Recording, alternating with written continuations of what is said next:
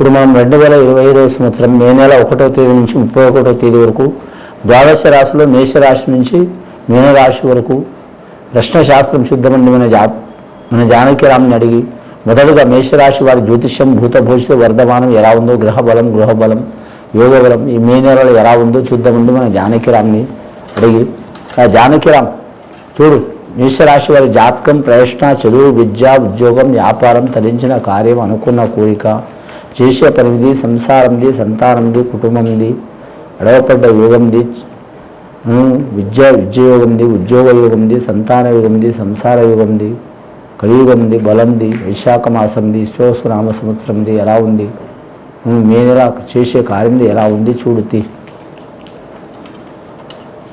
మేషరాశి వారి జాతకంలో చెప్పాలంటే రాముల వారు వచ్చినండి, సీతమ్మ రాముడు వచ్చిండు, సీతారాముడు వచ్చిండు, అలాగే లక్ష్మణుడు వచ్చిండు, ఆంజనేయ స్వామి వచ్చిండు, దత్తాత్రేయ స్వామి వచ్చిండు.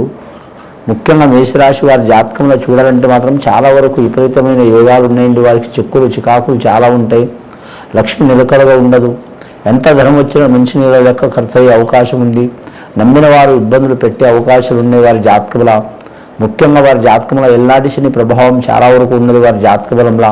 ముఖ్యంగా ఈ మే మాసంలో మాత్రం చాలా వరకు క్రిటికల్ పొజిషన్ ఉంటుందండి. నమ్మిన వారు ఇబ్బందులు పెడతారు.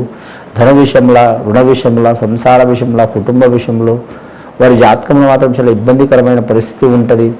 కానీ వారి వెంట తిరిగిన వాళ్ళు, అలాగే చదువుకున్నవారు, అలాగే వారి వెంట సన్నిహితంగా ఉన్నవారు, అలాగే చిన్నప్పటి వారి వెంట యోగ బలంలో తిరిగిన వారు అందరూ కలిసి వస్తుంటారు. కానీ వీరికి విపరీతమైన ఇబ్బందులు ఉంటాయండి. స్త్రీలకు కావచ్చు, పురుషులకు కావచ్చు ఇబ్బందులు చాలా ఉంటాయి. అలాగే బాలికలు కూడా మాత్రం చదువు విషయంలో మాత్రం మనోవ్యాధి మనోచిక్కులు ఉంటాయండి. నైట్ చదివితే ఉదయం మర్చిపోవటం, ఉదయం చదివితే నైట్ మర్చిపోవటం, అలాగే స్కూల్లో కానీ కాలేజీలో కానీ హై స్కూల్లో కానీ చదివేవారికి కూడా ఇంట్లో ఇబ్బందులు రావటం. కానీ ఇంట్లో మంచిగా ఉన్నవారికి మాత్రం స్కూల్లో కాలేజీలో హై స్కూల్లో ఇబ్బందులు వేధింపులు రావటం ఇలాంటి సంఘటనలు జరిగే అవకాశం ఉంది. అలాగే వీరి పేరు మీద ఎక్కడ పోయినా వీరికి తప్పలేకపోయినా వీరికి నిందలు పడే అవకాశం ఉంది. నిరుద్యోగులు కూడా మాత్రం ఆశాజనకంగా ఉండదు. అలాగే వీరి జ్యోతిష్యంలో ఉద్యోగస్తులు కూడా లేనిపోయిన చిక్కులు చికాకులు ఉంటాయి.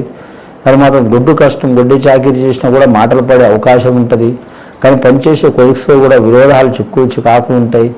వారు ఎంత సిన్సియర్గా పనిచేసినా కూడా వారి మీద నిందలు వచ్చే అవకాశం ఉంటుంది. వ్యాపారస్తులకు మందగోడితనం ఉంటుందండి. ఎంత ధనం వస్తుంది కానీ మాత్రం నిలవదు వారి జాతక బలంలా. అలాగే మాత్రం మీరు జ్యోతిష్యంలో ప్రతి పనిలో ఆటంకాలు వచ్చే అవకాశాలు ఉన్నాయి.